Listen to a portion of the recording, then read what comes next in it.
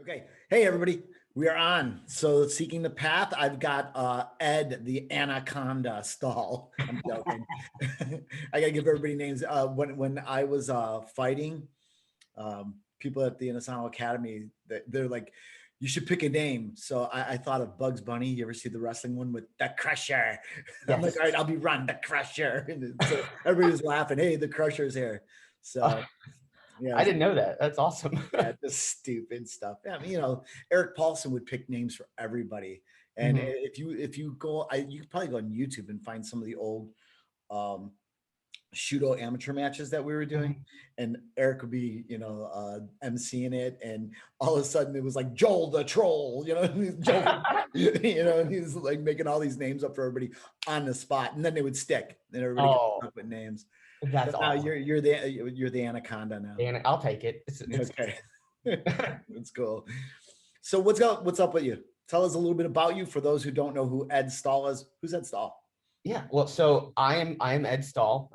I live outside of Charlotte, North Carolina. I You have have Metrolina Martial Arts, right? Yes, Metrolina martial arts, commonly referred to as Metrolina. It's Metrolina, but I've always got to play with that. Go for it. I love it. Yeah, yeah. No, Metrolina martial arts in Concord, North Carolina.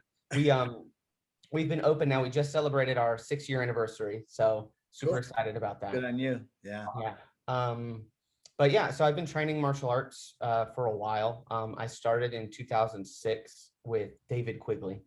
Oh Um, wow, I know that guy. yeah, yeah, in his backyard.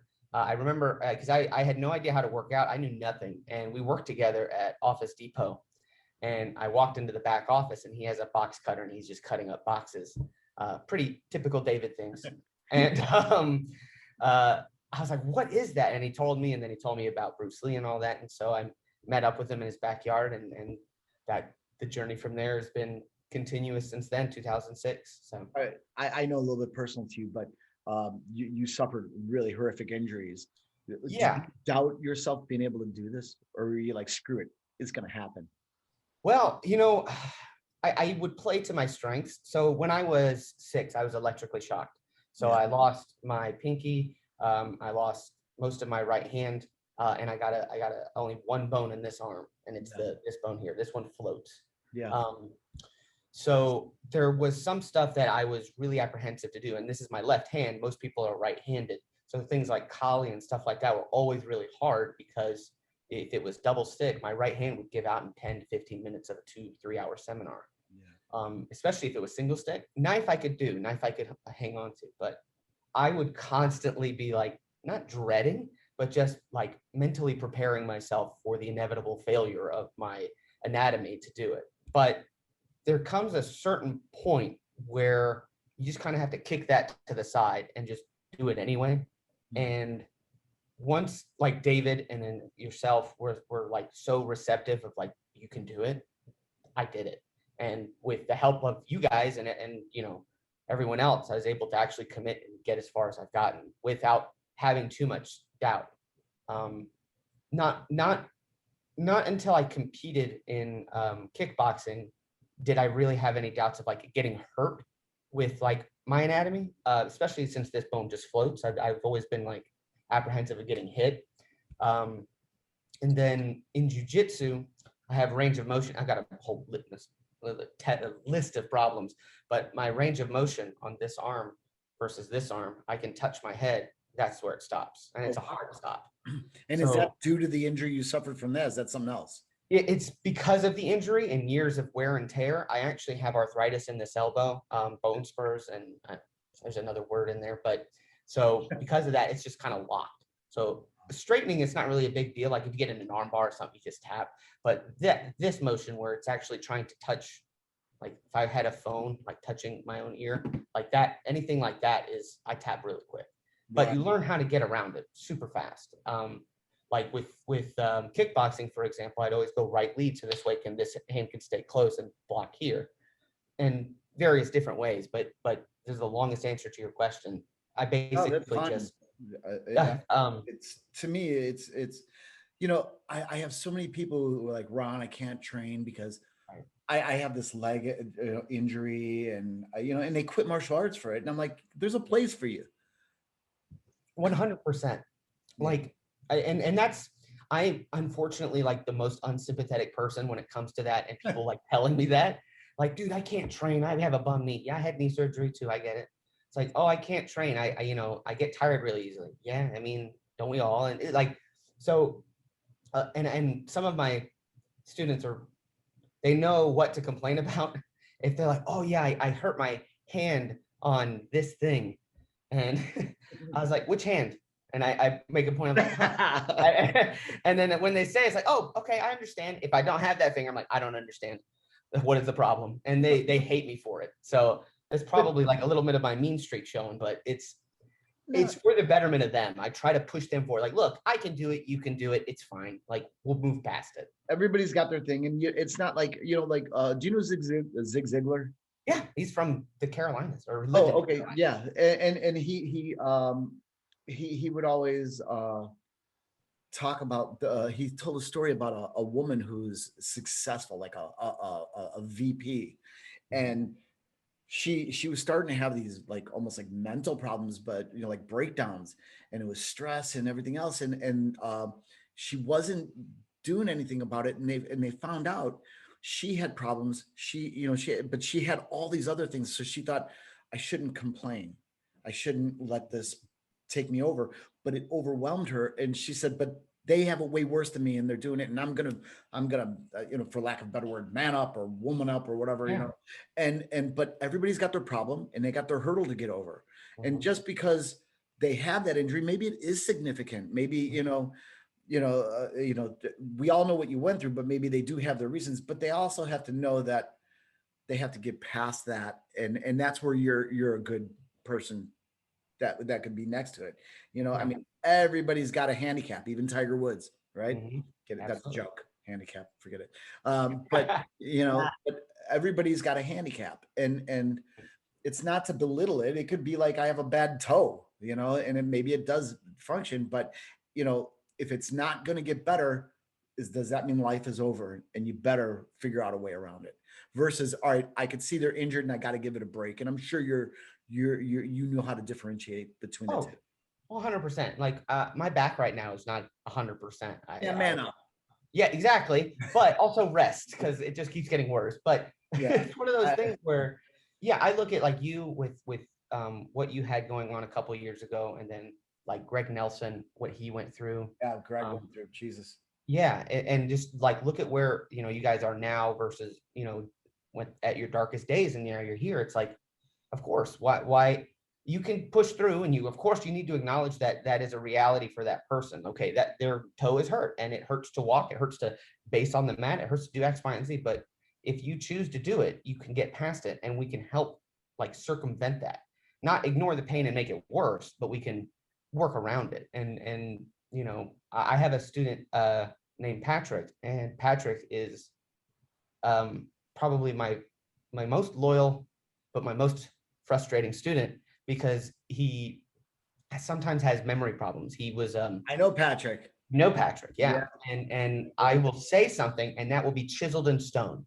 Like, I don't know, whatever I say, like the sky is blue, that is chiseled in stone. But if I say, hey, we're doing this combination this week, he won't remember that combination, and then it'll be like completely lost. But it's like, so I have to, as an instructor, be like, okay, we can work around this. I just got to say it enough to where eventually it's going to be chiseled in stone, and then malleable and all that. But yeah, I know Patrick, and I work with him a lot, and he's been through a lot. And as my student, he's been through a lot. He even had surgeries when he was my student, not just before. So it's like, I use him as an example as well. I'm desperately looking for that photo of you and I when we first met. Oh my gosh, at the Diggerberg Academy. Yeah. I like following Ed, watching you. Oh my gosh. Awesome. Yeah. So cool, I love that stuff. I mean, I'm seeing you do like pull-ups and, you're always working out, which is great. So it's an inspiration, to me. Have you ever met my student, Steve Gold? Have you met him? I actually haven't. You've talked about him before. I've never met him. He was at the camp. Actually, I think you guys didn't get to meet, but he was on the podcast. He's going to come back on again. Okay. He's a dean of the university, but it's Dr. Stephen Gold, and he's a doctor. He's a philosopher. Wow. And he breaks down Jeet Kune Do like I've never. I mean, he'll take the dollar, and I'm just jaw drop. Yeah. You know, I feel like I'm back at white belt with Oh, him. wow. And but he came to me because he was in a horrible motorcycle accident, and it looks like they took an ice cream scooper and took 3-4 scoops out of his calf. Oof. You know, and so he doesn't walk well. He and yourself remind me of the same person, and just when it comes to this, you're like, you know, just in a way, I'll get around it. You know, I'll get over this, and it's a really cool thing. I admire you a lot for it. I really do. I'll mess with you all day long, but I you know, on a serious note, you know, and it's not, you know, it's just you don't let shit get in the way. Right. You know, and I admire that. So no, I really appreciate that, and I thank you, Larry, for the kind words to do on it. Like I now like back to fucking with him. Yeah, exactly. Now it's back off that serious note. That's all gone.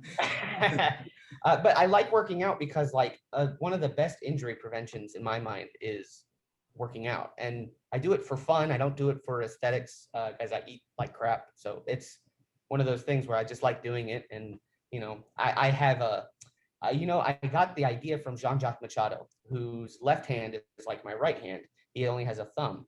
And I saw a video of him, like a documentary, like forever ago, and he was doing like barbell rows with that, but he had a hook on. I didn't know those hooks existed, and so I had to go find that. Like it was basically like it helps like strong men lift really insane amounts of weight so the grip doesn't give out. Yep. So I have like 3 separate kinds of hooks right now that I use depending on what I'm doing. And there's another guy. He trains at Atos in San Diego named Jeff. I can't think of his last name, so I apologize. His left or right hand is just, it ends right here, and it's just that. And he does the exact same thing. He puts the weight on and pulls, and you just find a way to adapt. It's like Jeet Kune Do, right? You have to adapt, and if you don't, then you're stuck. I found it. Or no, that's not it. I'm like desperately looking for this photo, which I shouldn't be. I'm paying attention, but I just think everybody will get a kick out of it. Oh, you look like you're 10. I was. Well, I found it, but it's in a collage photo. Oh, gross. I think I have a photo of the very first time I met Ed. Oh, yes. That's when I met you, Larry. Yeah. That was in Atlanta. Yeah. I remember that drop in, and that was kind of scary. Yeah.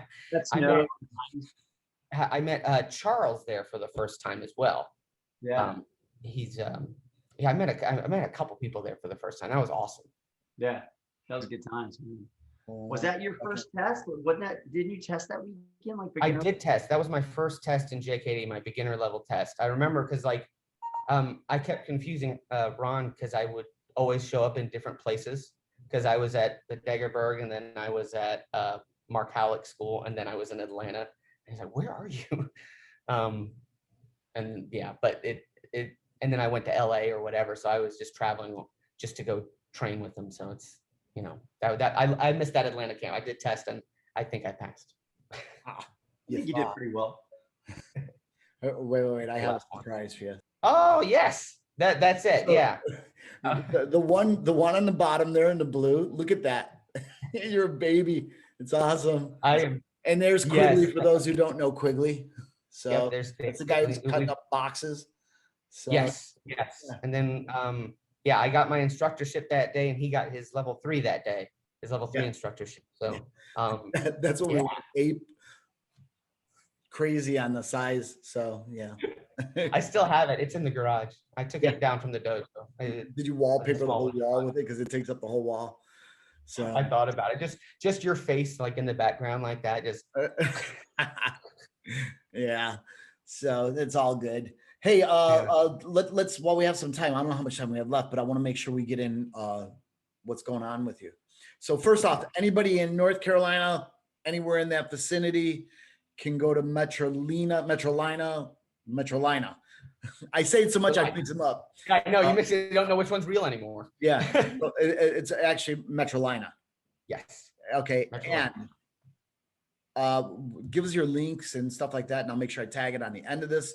So, but you're right, smack dab in. What town is it? Concord. We're right in the middle of Concord. Okay. And we're right in the central part of North Carolina. So we're right in Charlotte, the biggest city in both the Carolinas. I'm right in the middle between Charles, JD, and I'm right there. I've not been to the new school because COVID, but he has a pretty tight program, really good school. You're bringing in some people. Let's talk about that. Yeah, absolutely. So I'm bringing in August, on August 21st, Nikolai Sanyak for a Savat seminar. First time that I have I brought him out. So I'm super, super excited. 2 days? It's going to be a 1-day event on Saturday. And I'm really, really excited for it because I talk him up so much on how nice he is. And like, it's just awesome because he's awesome. But then in September, I'm having Master Carlos Machado out, which I'm pretty excited about. Awesome. That's September 17th. My guess is again 2 days. The second day is actually going to be at JD's in Sumter. Oh, okay. Okay, good. Yeah, so 1 day in the Friday night in my house, and then in Saturday day at JD's. Good. So, and then in October we're having you, Sifu Ron, for 2 days, 1 day in my school and 1 day in JD's school. Awesome. I look forward to seeing the new place. It'll be good. Yeah, I'm really happy with the new place. We've been really lucky. Just had its problems as any commercial real estate does, but I'm really happy, and we got a really like clean looking photos. Place. Yeah, the photos. It's wow. Yeah, because we were in a dungeon before, so now we're moved from that cinder block. Dungeons are kind of fun though. Some of the best times I've had, where there's cracks in the wall and water's leaking through it, and you're like, oh, I don't know, but you get in there and you're just like, there's some students that miss it because they're like, the training, they said it felt different. It was more like close quarters and stuff. I'm like, it's fine. You'll what I want you to do fondly. I want you to do what Fred Degerberg did. I need you to go to whatever store or something. You could do it in like FedEx or something where they make those little banners. And just have something written. If you could read this, you're not training enough. And then you got to put it up on your ceiling. Oh, that's cool. I like that. Yeah, that used to be because people be looking like they'd be on their back and they're like, I really like. I'm gonna do that. Yeah, that's awesome. Yeah. So because you guys are on the ground so much, it'd be a cool, fun thing, and that it'll be a talking point. It will be. They'll be like, it's like at the dentist chair when you're leaning back. And you exactly. See the cat, hang in there. You're like, thanks. So all right, Larry, you want to add anything or anything you want to throw in this? Yeah, I mean, I'm always interested, and I'm not sure how Ed pulled this off exactly, right? Because it's quite interesting, but he managed to get Nikolai Sanyak to do trapping. That's awesome. I need that photo. Holy cow. No, it gets better. He got Nikolai Sanyak to do jujitsu. Hey, we got to make some mock posters up and send it to Nikolai Sanyak's jiu-jitsu seminar. Nikolai Sanyak's Jikudo seminar. Yes, he's so upset. That's awesome. You got to have stick ones too, because he was at I got a couple. Yeah, that's fun. Nick's brilliant. For anybody who doesn't know Nikolai Sanyak, oh man, just unbelievable, off the charts. Teacher, practitioner. I hate the flexibility. Just irritates the snot out of me because he'll talk to you and he puts his foot up here and it's just I'm like, I'll break that freaking thing. Exactly. Exactly. So great. I don't know how I did it. I'm going to take 100% of the credit though, is that it's because of my charming personality that he was like, you know what? I will try trapping because of Ed. Did he? No, I don't. I have no idea. Oh, okay. I think honestly, I think it was the time, and he was like, you know what? I'm here. Might as well. And look, he's brilliant. He's a school teacher by trade. He'll look at everything. He's brilliant man, brilliant teacher. There are a lot of people who could fight their ass off. He can, but it's rarely you get the fighter teacher combined. Yeah. And I it's probably because he is a school teacher. He knows how to, disperse minimal amounts, but in a rapid way to where all of a sudden you're like, oh, I get that. I get that. I get that. Whoa, it's together. And you're going.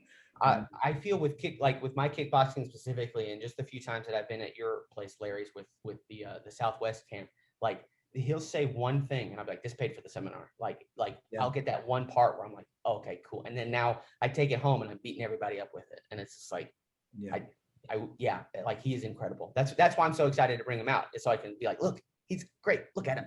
Yeah. Yeah. So let's fill that house, for everybody. I'm going to push this. We'll push this real hard for you, but Awesome. I want him to have a good show. I want them all to have a good showing. So everybody, Carlos, amazing. Just just the guy's got a heart and a half, Yeah. So it's a good job. Yes. So, Yeah, Ron's okay. He's okay. Ron. Yeah.